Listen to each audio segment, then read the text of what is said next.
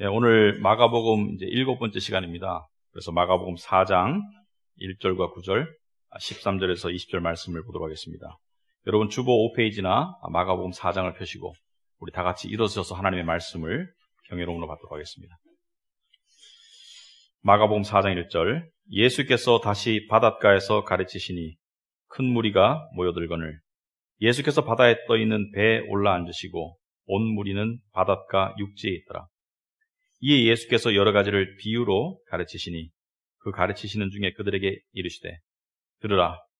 씨를 뿌리는 자가 뿌리러 나가서 뿌릴새 덜어는 길가에 떨어지매 새들이 와서 먹어버렸고 덜어는 흙이 얕은 돌밭에 떨어지매 흙이 깊지 아니하므로 곧 싹이 나오나 해가 돋은 후에 타서 뿌리가 없으므로 말랐고 덜어는 가시떨기에 떨어지매 가시가 자라 기운을 막음으로 결실하지 못하였고 덜어는 좋은 땅에 떨어지매 자라 무성하여 결실하였으니 30배나 60배나 100배가 되었느니라 하시고 또 이르시되 들을 귀 있는 자는 들으라 하시니라. 또 이르시되 너희가 이 비유를 알지 못할진대 어떻게 모든 비유를 알겠느냐. 뿌리는 자는 말씀을 뿌리는 것이라. 말씀이 길가에 뿌려졌다는 것은 이들을 가리킴이니 곧 말씀을 들었을 때 사탄이 즉시 와서 그들에게 뿌려진 말씀을 빼앗는 것이요.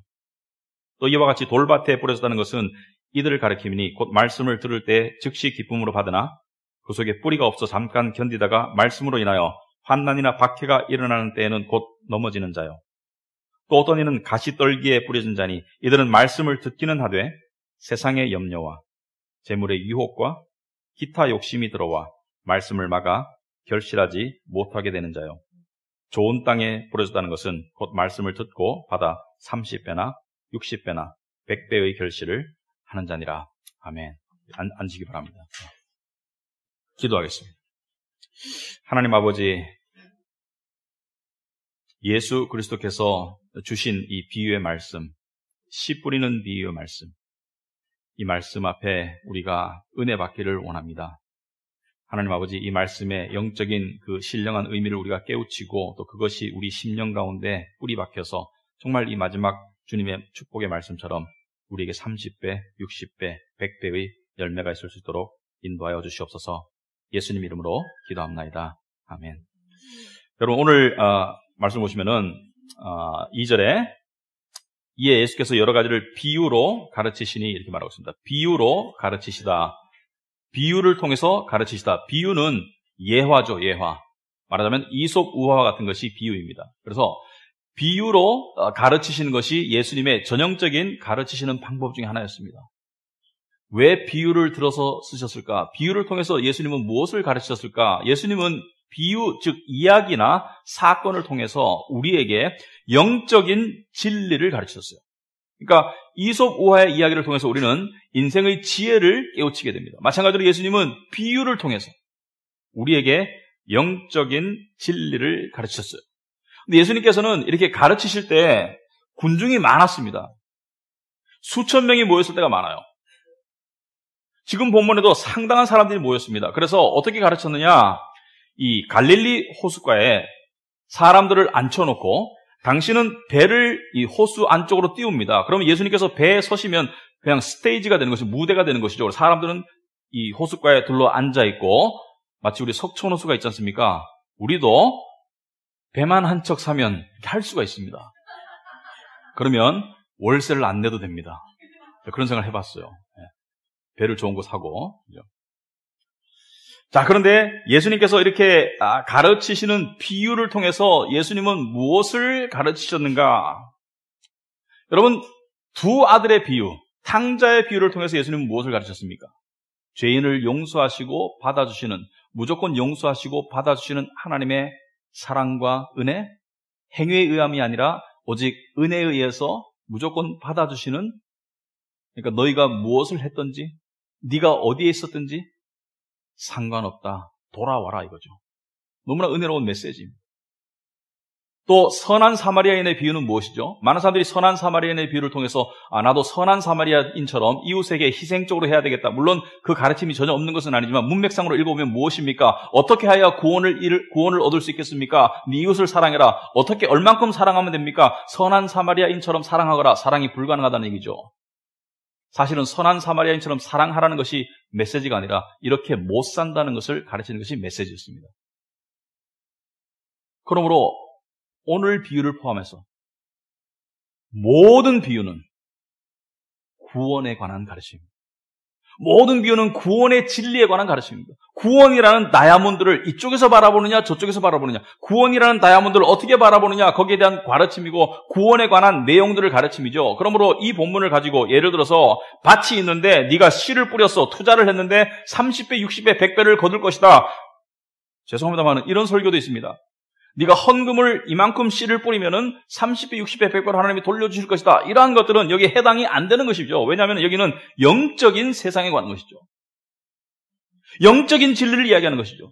이 비유를 통해서 예수님 우리에게 영안을 열어주시는 것이죠. 그런데 여기 비유에는 네 종류의 밭이 나옵니다. 네 종류의 밭이. 이 엄청난 이 무시무시한 이야기입니다. 내용을 알고 나면 여러분이 천국과 지옥을 진짜 믿는다면 이 네 종류의 밭은 무시무시한 영적인 현상을 이야기하고 있습니다.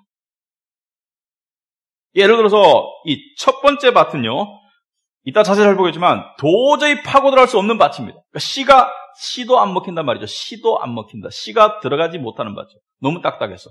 표면부터 너무 딱딱해서. 두 번째 밭은요, 돌밭입니다. 어느 정도 씨가 들어가지만 밑에가 돌이라서 뿌리를 내릴 수 없는 밭. 세 번째 밭은요, 가시덤불 밭이다.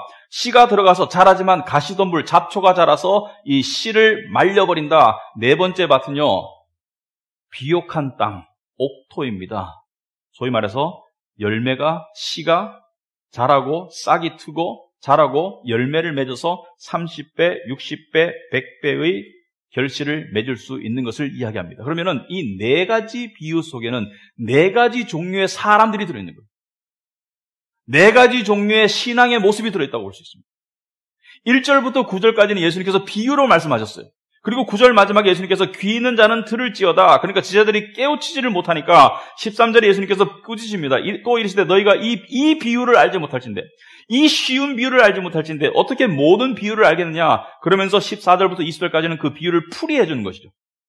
그러니까 비유를 이야기하시고 그 비유를 풀이해 주신다. 1절부터 9절은 비유이고 13절부터 20절은 풀이다. 그래서 우리가 하나하나 한번 살펴보도록 하겠습니다.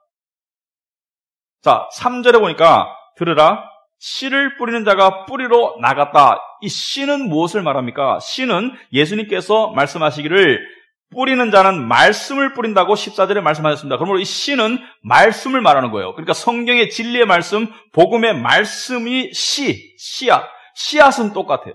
네 가지 종류의 밭의 씨앗은 똑같습니다. 이 씨앗을, 잘못된 씨앗을 뿌리면 거짓 선생이 되는 것이죠. 그러니까 올바른 열매를 맺으려면 두 가지 조건이 충족돼야 됩니다. 어떤 조건? 첫째는 올바른 씨앗이 뿌려져야 됩니다. 이 밭은 무엇이죠? 자기 마음을 말합니다. 각 개인의 마음, 심령을 말합니다. 그러니까 올바른 씨앗이 뿌려져야 되는데 기복의 씨앗, 율법의 씨앗, 인본의 씨앗, 거짓의 씨앗, 이단의 씨앗이 뿌려지면 그것은 이미 출발부터가 글러먹었어요. 그것은 열매 맺을 수 없습니다. 왜? 씨앗이 잘못된 씨앗이면 올바른 열매를 맺을 수가 없습니다. 그러니까 분명히 올바른 말씀의 씨앗이 뿌려져야 되고, 이 씨를 뿌리는 자는 누구입니까? 이 씨를 뿌리는 자는 바로 말씀을 전하는 자, 오늘날로 말하면 목사나 설교자.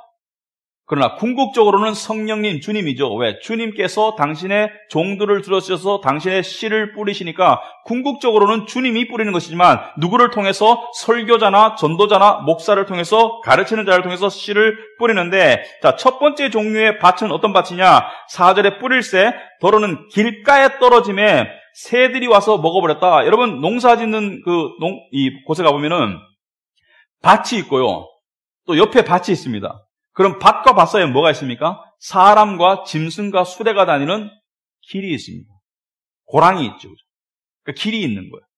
그런데 밭은 씨가 뿌려지면 씨가 들어갈 수 있지만 이 땅, 사람이 다니는 길에는 씨가 들어갈 수 있습니까? 없습니까? 못 들어가죠. 왜? 사람이 밟아서, 수레가 지나가서, 짐승이 밟아서 이 딱딱한 땅이죠. 딱딱한 땅에는 씨가 들어갈 수가 없지 않습니까? 그러니까 새들이 그냥 쪼아먹게 되는 것이죠. 이것은 무엇을 말하느냐? 길가에 떨어짐에 새들이 와서 먹어버렸다. 이것을 제자들이 처음 들었을 때 이해를 못하니까 예수님께서 풀어주시기를 이 15절에 이렇게 풀고 있습니다. 말씀이 길가에 부러졌다는 것은 어떤 사람들을 가리키는 거냐, 어떤 부류의 사람들을 가리키는 것이냐, 말씀을 들었을 때 사탄이 와서 즉시 그들에게 뿌려진 말씀을 빼앗는 것이다. 그러니까 마음이 표면부터 딱딱해서 전혀 씨가 먹히질 않으니까 그냥 말씀이 위에 그냥 떠 있어요. 그러니까 사탄이 그냥 들고 가버리는 거예요. 말씀을. 영적인 것을 이야기하고 있는 것입니다. 이런 사람들은 어떤 사람입니까? 이런 사람들은 세상적으로 봤을 때 나쁜 놈들이 아닙니다. 이런 사람들은 세상적으로 봤을 때 어떤 사람입니까? 나를 의지해서 살아가는 사람이에요. 이런 사람들은 세상적으로 봤을 때 하나님의 이야기에 관심이 없는 사람이에요. 이런 사람들은 세상적으로 봤을 때 교회에 와서 천국과 지옥을 이야기해도 거기에 대해 전혀 관심도 안 가지고 듣지도 않으려고 하고 당신이나 믿으세요. 이런 사람. 당신이나 잘 믿으세요. 나는 나 혼자 잘 살 수 있어요. 이런 사람은 어떤 사람이냐? 자기 위대함을 추구하는 사람이에요. 자기가 가지고 있는 생각과 자기가 가지고 있는 목표가 전부인 사람이에요. 이런 사람은 영적으로 소경입니다. 들을 귀가 전혀 없어요. 이런 사람은 절망적입니다. 왜? 씨가 먹히질 않아요. 이런 사람들은 세상에서 강한 모습처럼 살아갈 수도 있습니다. 착한 모습처럼 살아갈 수도 있어요. 하지만 이런 사람들은 영적으로 봤을 때 너무나 희망이 없는 사람이에요. 영적으로 봤을 때는 그 마음이 딱딱하기가 표면부터 딱딱한 사람이에요. 두 번째는 어떤 사람들이냐? 5절에 더러는 흙이 얕은 돌밭에 떨어짐에 흙이 깊지 아니하므로 곧 싹이 나오나 해가 돋은 후에 타서 뿌리가 없으므로 말랐고, 이 중동 지방에는요 이런 땅이 있습니다. 밑에는 석회암이에요. 근데 위에 한 5cm 정도의 흙이 덮여있는 땅이 있습니다. 겉으로 보기에는 비옥해 보일 수도 있어요. 그래서 씨를 뿌리면은 싹이 나고 곧바로 이렇게 이 씨앗이 흙으로부터 영양분을 흡수해서 싹이 나기까지 하지만 뿌리가 깊이 박힐 수가 없지 않습니까? 그러니까 햇볕이 쨍쨍 쬐기 시작하면은 이 5cm까지는 금방 말라버리지 않습니까? 수분이 증발하니까 이 씨앗도 함께 타서 말라버리는 것이죠. 왜? 뿌리가 깊었으면은 깊숙이 있는 수분을 빨아들여서 이 햇볕을 견딜 텐데 햇볕을 못 견디는 거예요. 이것은 무엇을 의미하느냐? 예수님께서 16절에 이렇게 풀이하십니다. 또 이와 같이 돌밭에 뿌려졌다는 것은 어떤 사람들을 가리키느냐? 곧 말씀을 들을 때 즉시 기쁨으로 받으나 그 속에 뿌리가 없어 잠깐 견디다가 말씀으로 인하여 환난이나 박해가 일어나는 때에는 곧 넘어지는 사람이다. 어떤 사람입니까? 감동도 빨랐지만 그만큼 포기도 빠른 사람이에요. 감동이 빨랐어. 그러니까 씨가 뿌려지니까 곧 즉시 기쁨으로 받는 사람이에요. 그러니까 곧 씨가 싹이 나는 사람이에요. 기쁨으로 받아들였으니까 싹이 나는 사람이에요. 그러니까 겉으로 봤을 때는 저 사람이 이제 예수 믿는가 보다. 저 사람이 이제 회심했는가 보다. 저 사람이 이제 하나님의 은혜를 깨달았네. 복음을 전했는데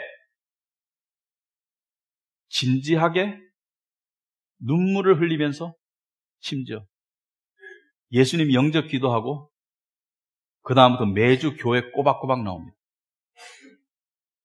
헌금도 드리고요. 섬기기도 하고요. 심지어 더 열심히 내자면은 우리 교회에서는 불가능하지만 새벽 기도도 꼬박꼬박 나옵니다. 그리고 오직 성경에만 매달려 있어요. 그래서 얼핏 보기에는 정말 하나님의 극적인 회심이 있는 것처럼 보였는데 시간이 지나니까 마음이 더러 딱딱해지고 무관심해지고 열정이 냉랭해지고 그래서 결국 돌아서는 사람입니다. 교회를 떠나지 않았어도 마음이 돌아서는 사람이에요. 인간적으로 봤을 때는 헷갈립니다. 답답하고요. 불쌍하고요. 아니 예수 잘 믿을 줄 알았는데 정말 예수 믿는 줄 알았는데 제 인생에서도요. 이거 분명히 크리스찬 됐는 줄 알았는데 몇 년 뒤에 보니까 아닌 사람이 몇 명 있었어요. 제 친구들 중에서. 제가 전도했는데. 그래서 제가 얼마나 기뻤는지 그때 한 몇 달 동안 얼마나 기뻤는지 매주 만나서 성경 보고 있는데 몇 년 뒤에 보니까 교회도 안 나가요. 그리고 엉뚱한 소리 합니다. 이러한 부류의 사람들이 안타깝게도 많이 있습니다. 빌리 그레함 목사님이 나이 드신 분들 아실 거예요. 우리나라도 한번 오신 적 있습니다. 왔을 때 100만 명 넘는 인파가 여의도에 모였다고 그래요. 빌리 그레이엄 목사님이 유명한 전도자죠. 이벤젤리스트. 이 사람이 전도할 때 수많은 사람들이 이 마지막에 눈물로 결단의 시간에 앞에 나와서 예수를 주로 고백하고 영접합니다. 그러면 빌리 그레이엄 재단에서 어떻게 합니까? 이 사람들의 주소를 받아가지고 지역교회에 연결해줘요. 그래서 빌리 그레이엄 목사가 굉장히 유명합니다.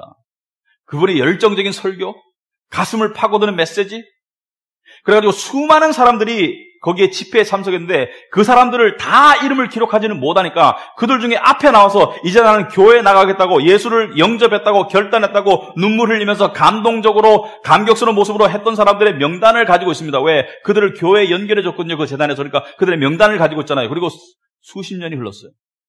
그리고 조사를 해봤습니다. 그들이 지금 어디에 있는지. 97%는 교회 밖에 있고 3%만 교회를 다니고 있습니다. 그 장면을 보면은 저 사람 절대 교회 안 떠날 것 같아. 그 장면을 보면은 저 사람 주님의 은혜를 안 것 같아. 그런데 지금 와서 보니까 97%는 교회를 안 다녀요. 그러면 이들은 어떤 사람입니까? 바로 히브리서 6장 4절에 나와 있는 사람입니다. 히브리서 6장 4절에 오면 한번 빛을 받고 하늘의 은사를 맛보고 성령에 참여한 바 되고 하나님의 선한 말씀과 내세의 능력을 맛보고도 타락한 자들입니다. 타락이라는 것은 세상으로 돌아간 자들입니다.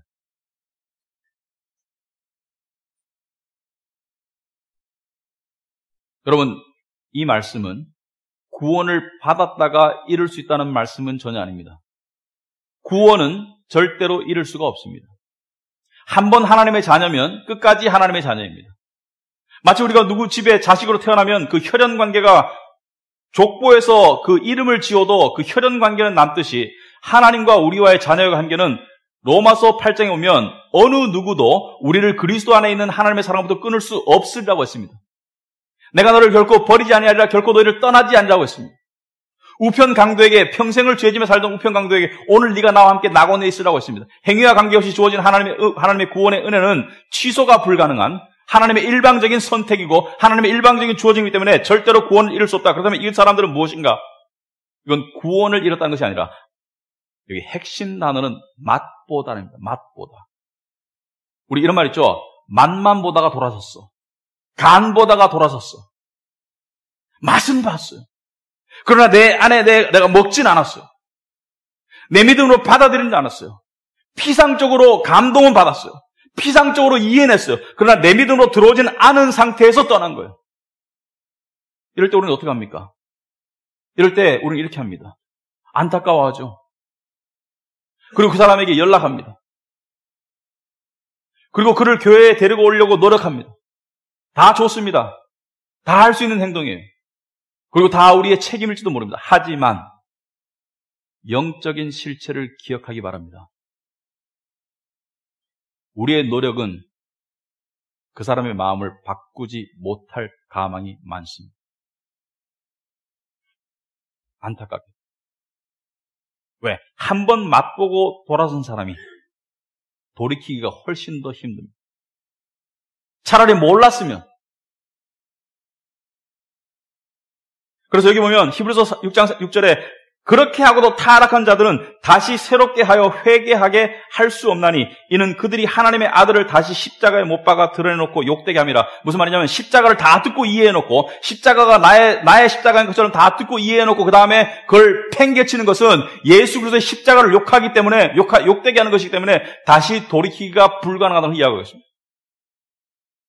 이러한 사람들은 그대로 그냥 거기에 머물러서 꾸준히 말씀을 받았으면은 진정한 믿음으로 나아갈 수 있었는데 중간에 고난이 다가오니까, 중간에 힘든 일이 생기니까, 하나님을 원망할 일이 생기고, 중간에 우울해지니까, 중간에 자기가 비참해지는 상황이 오니까 교회를 저버리는 거예요.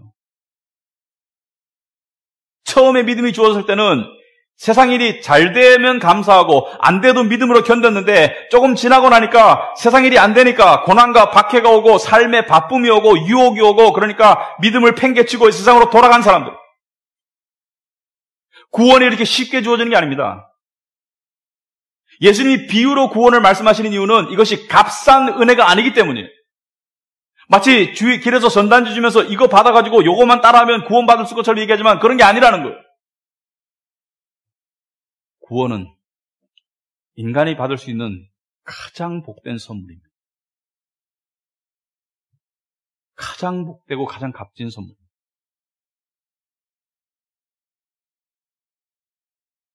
세 번째 사람이십니다. 7절에 더러는 가시떨기에 떨어짐에 가시가 자라 기운을 막음으로 결실하지 못한다. 여러분, 농사를 조금이라도 아는 사람은, 저는 농부가 돼본 적은 없지만 농사를 조금이라도 아는 사람들은 이 원리를 압니다. 여러분, 밭에다가 곡식을 심고 잡초가 자라면 곡식이 이깁니까? 잡초가 이깁니까? 잡초가 이기죠. 잘 아시네요. 농사 지어봤습니까? 안 지어봐도 알겠죠? 잡초가 이깁니다. 잡초가 더 힘이 세요. 잡초가 더 생존력이 강하고요. 잡초가 더 질기고요. 그래서 잡초가 이깁니다. 그래서 잡초와 곡식을 내버리면 곡식은 다 죽게 되어 있습니다. 그래서 곡식을 살리려면 잡초를 뽑아야 돼요. 곡식을 살리려면 잡초를 잘라내야 돼요. 그러니까 우리에게 말씀이 뿌려져서 이것이 결실을 맺으려고 하더라도 잡초가 자라면 절대로 결실을 못 맺는다. 그렇다면 영적인 의미에서 잡초가 뭐냐 이거예요. 잡초가. 무엇이 가시덤불이냐 이거예요. 가시떨기가 무엇이길래 영적인 열매를 맺지 못하도록 하는가? 이 굉장히 중요한 말씀입니다. 왜냐하면은 저는 이 세 번째 부류의 사람들이 아까 첫 번째 부류는 크리스찬이 아니죠. 두 번째 부류는 크리스찬인가? 크리스찬이 아닙니다. 세 번째 부류는 크리스찬인가? 저는 이렇게 생각합니다. 개인적으로 크리스찬일 수도 있다.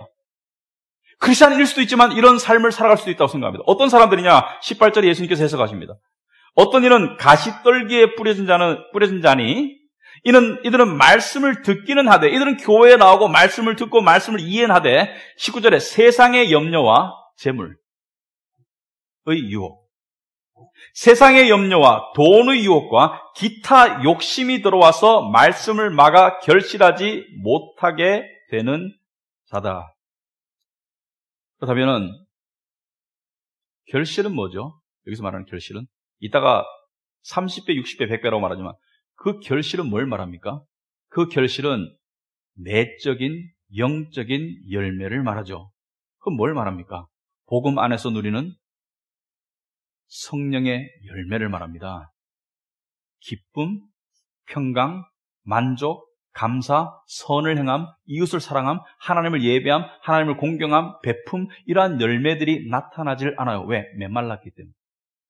그런데 이러한 신앙적인 하나님을 향한 사랑, 이웃을 향한 사랑, 이 성령의 열매가 맺히는데 이 가시떨기 나무, 그러니까 이 잡초는 무엇에 해당하느냐? 세상의 염려와 재물의 유혹, 그러니까 세상에 관한 근심, 내 현재의 삶에 대한 근심, 내 미래에 대한 불안감, 이러한 것들이 가시덤불이라는 거예요. 우리는 이것을 당연하다고 생각합니다. 나는 이런 걱정할 수밖에 없어. 왜? 내 미래를 생각해야 되니까. 나는 이런 염려할 수밖에 없어. 왜? 내 현재가 이러니까. 나는 재물의 유혹, 사람들 다 돈 모으라고 돈 하니까.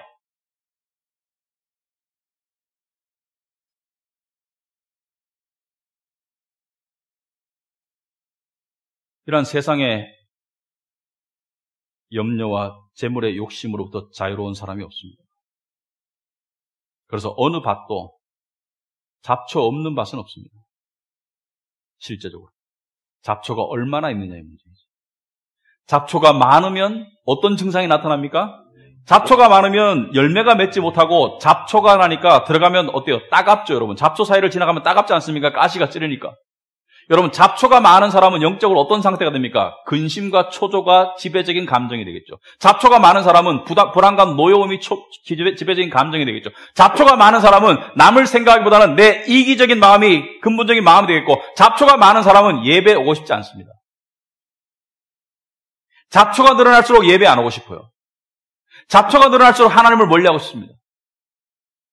빈익빈 부익부가 되죠. 잡초가 많을수록 잡초는 더 많아집니다. 잡초를 방치할수록 잡초는 더 무성해집니다. 그럼 우리 크리스찬들은 어떻게 살아야 되냐? 우리 어떻게 하면 결실을 맺을 수 있냐? 결실을 맺기 위해서는 잡초를 어떻게 돼요? 잡초를 뽑아버려야 돼요.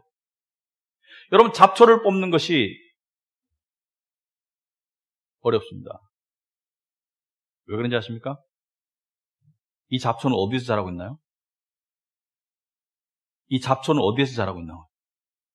이 잡초를 마귀가 다른 밭에서 자기가 거름줘서 자기가 길러서 우리 마음밭에 심은 겁니까? 아니요. 이 잡초는 처음부터 우리 마음밭에서 심기어졌고 자라고 있는 것들. 세상을 향한 우리의 욕심들이 우리의 마음밭에서 자라고 있는 거예요. 왜 잡초가 더 무성해지니까? 왜 하나님의 말씀의 씨앗이 아니라 잡초가 더 무성해졌습니까? 왜냐하면 우리가 잡초를 더 깊숙이 받아들였기 때문에, 잡초의 뿌리가 우리 마음속에 더 깊이 들어오도록 했기 때문에, 그러니까 잡초가 영양분을 더 많이 빨아갈 수 있도록 우리가 도와준 거죠. 방조하고. 그렇지 않습니까? 우리가 말씀에 신령한 말씀을 더 바라면 잡초가 설 땅이 없을 텐데, 말씀에 신령한 말씀을 더 바라기보다는 세상의 욕심, 돈 욕심, 재물 욕심, 명예 욕심, 세상의 어떤 그런 권력 욕심, 이러한 것들을 더 받아들였지 않습니까? 그러니까 이것이 더 자랐지 않습니까? 결국에는 내가 자라게 했지 않았습니까? 그걸 뽑는다는 것은 무엇을 말합니까? 제거한다는 것은 나에게 아픔이 있는 거예요. 내가 그것을 뽑아버려야 돼요. 내 우상을 내가 뽑아버려야 됩니다. 그냥 뽑을 수 없습니다. 그걸 뽑기 위해서 어떻게 해야 돼요? 내 힘으로 뽑고 싶지도 않아요. 사실 뽑을 수도 없고 뽑고 싶다 어떻게 해야 됩니까? 내가 구체적으로 말씀을 드릴게요. 여러분이 뭔가 하나에 꽂혀서 염려하기 시작합니다. 불안하기 시작하고 또는 욕심내기 시작해요. 여러분이 예를 들어서 미래를 생각합니다. 계획을 하다가 앞으로 어떻게 해야 되지? 욕심내기 시작하고 불안하게 생각하고 미래의 불확실성. 미래의 불확실성은 이 세상은 불확실한 거예요. 근데 불확실성을 당연하게 받지 못하고 불확실성을 좀 더 확실하게 만들어버리는 노력 속에서 여러분이 초조하고 불안하다. 또는 여러분이 돈 욕심, 집을 얻어야 되는데, 전세값이 올라가는데, 집값이 올라가는데, 내가 어떻게 해서 돈을 마련해야 되는데, 거기에 대한 계획하는 것 자체는 경제활동이고 좋습니다만, 그것이 지나쳐가지고, 그것이 염려와 집착과 탐심으로 연결돼서 여러분의 마음이 초조하고 불안하고 화가 나고 칠 때, 그때 어떻게 하는 것이 잡초를 뽑는 길이죠? 이렇게 하는 게 잡초를 뽑는 길입니다. 말씀을 보세요. 기도하세요. 그때가 말씀 볼 때입니다. 말씀이 더 내 안에 내 심령에 더 깊이 박히도록 말씀 보고 기도하고, 처음에 말씀 보고 기도하기 힘들어요. 왜? 계속 이쪽에 생각이 땡기고 계속 이쪽에 더 생각하고 싶고 말씀 보다가도 또 필름이 저쪽으로 돌아갈 때가 있어요. 그렇지만 의도적으로 계속 말씀 쪽으로 가다 보면 잡초가 힘을 잃게 됩니다. 그 힘의 균형 상태가 무너지기 시작할 때 그때는 수월해요. 하지만 그 전에 힘듭니다. 잡초의 힘이 무성할 때 그 강한 힘이 꺾여지기 전에는 엄청나게 힘들지만 그 잡초가 꺾여지기 시작하면 그때는 수월해요. 그래서 잡초를 뽑아야 됩니다. 우리 믿는 사람들도 이렇게 살아갈 때가 많습니다. 그럼 그렇게 해나가면 어떤 결과가 나타나냐? 네 번째, 8절에 더러는 좋은 땅에 떨어짐에 자라 무성하여 결실하였으니 30배나 60배나 100배가 되었다. 좋은 땅이라는 것은 어떤 땅이죠? 좋은 땅이라는 것은 고난이 없는 땅이 아닙니다. 좋은 땅이라는 것은 무슨 가시덤불이 전혀 없는 땅이 아닙니다. 좋은 땅이라는 것은 이 곡식이 뿌리를 내릴 수 있는 땅입니다. 좋은 땅이라는 것은 말씀의 씨앗이 깊이 들어오기 때문에 고난이 와도 견디고 세상의 유혹과 염려가 생겨도 그것을 이기는, 그래서 열매를 맺는 것을 이야기한다. 그래서 예수님께서 좋은 땅에 뿌려졌다는 것은 곧 말씀을 듣고 받아들이는 것을 이야기한다. 여러분, 좋은 땅은 어떤 땅입니까? 좋은 땅은 수분을 받아들이고, 좋은 땅은 햇볕을 받아들이고, 좋은 땅은 씨앗을 깊이 받아들이는 땅이 좋은 땅입니다. 사람마다, 신앙생활을 하는 사람마다 이 마음의 밭이 중요합니다. 씨앗은 똑같아요. IQ의 문제가 아닙니다. 사도 바울은 전도하다 이랬습니다.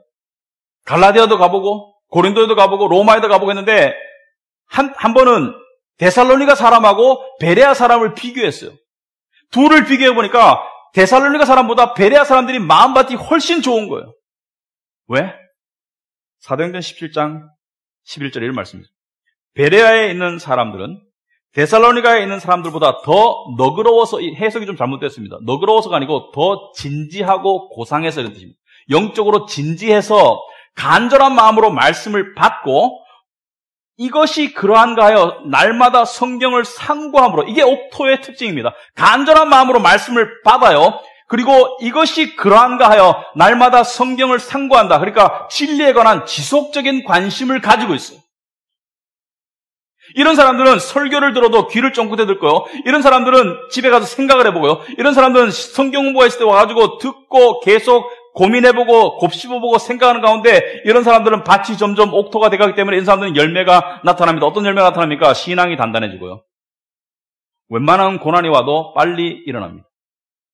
이런 사람들은 삶의 어떤 그 메마름이 와도요. 예레미야서에 나온 것처럼 이런 사람들은 메마른 땅 속에서도 건조하지가 않고 시들지가 않습니다. 왜? 뿌리가 깊이 박히기 때문에, 뿌리가 말씀으로 예수님께 깊이 박히기 때문에 거기서도 양분을 흡수해서 거기서 오는 평강과 기쁨을 누릴 수 있고 거기서 오는 내적 에너지를 누리는 사람. 여러분 그렇게 살고 싶지 않습니까? 여러분의 삶 가운데 불만이 무엇이죠? 여러분의 삶 가운데 불만을 종합적으로 이 한 가지로 한마디로 요약하면 이것이죠. 내 삶에 에너지가 없네. 내 삶에 생기가 없네. 내 삶에 뭐가 없다는 거예요. 내 삶에 평강이 없네. 이거 아닙니까? 그거 원하지 않습니까? 그거 원하면은 이렇게 살아야 되는 거예요. 옥토가 돼야 되는 거예요. 옥토. 받아들여야 되는 것입니다. 겸손한 마음으로 받아들여야 되는 거예요. 여러분 옥토와 돌밭의 차이는 뭐가 아세요? 옥토는 수분을 머금고 있기 때문에, 말씀의 수분을 머금고 있기 때문에 햇볕이 쬐잖아요. 그러면 딱딱한 부분이 녹아납니다. 더 부드러워져요.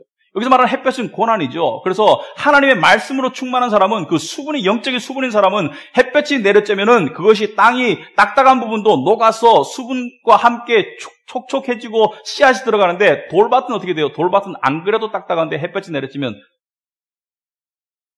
도자기 같이 됩니다.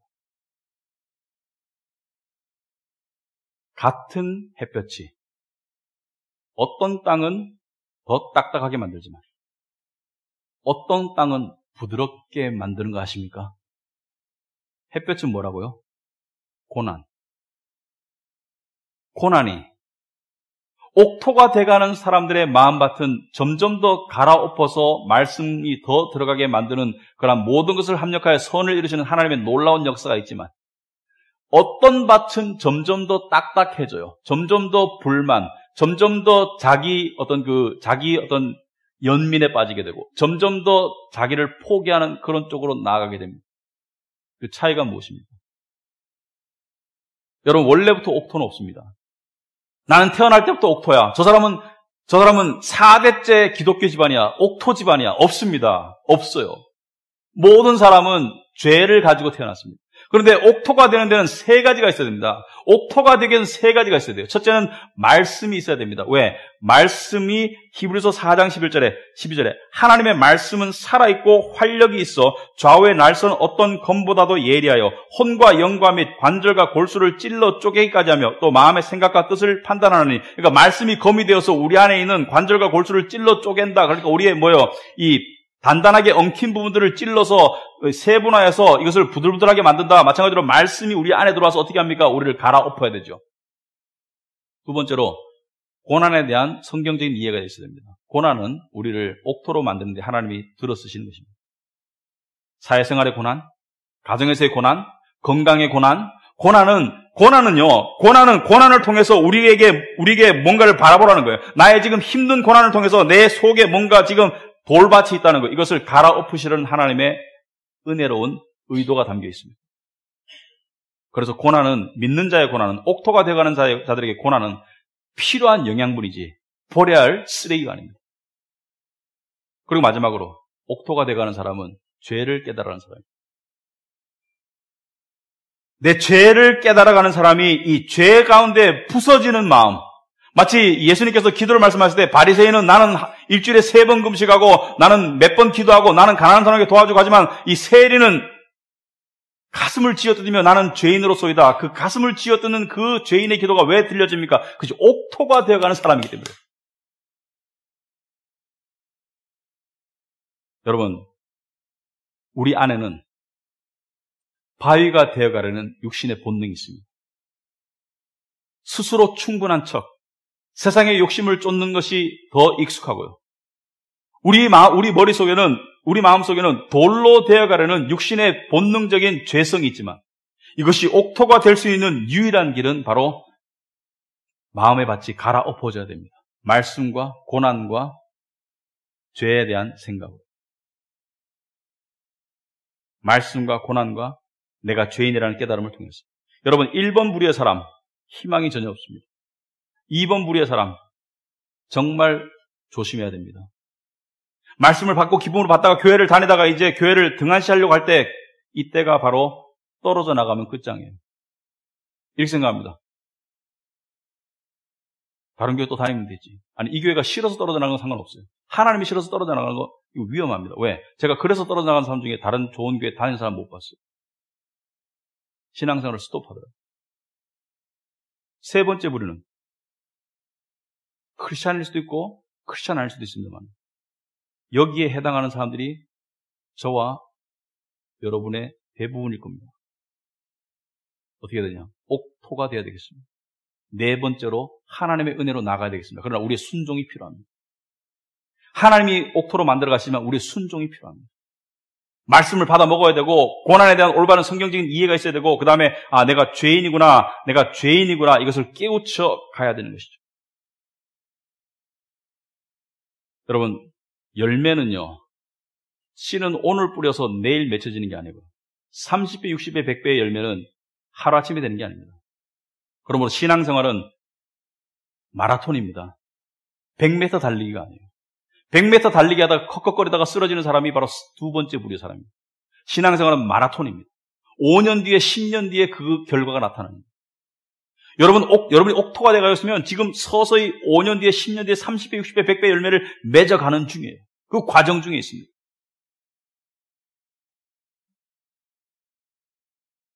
저는 우리 교회 여러분 모두가 저를 포함해서 30배, 60배, 100배의 열매를 맺기를 바랍니다. 여러분이 귀 있는 자가 되길 바랍니다. 기도하겠습니다.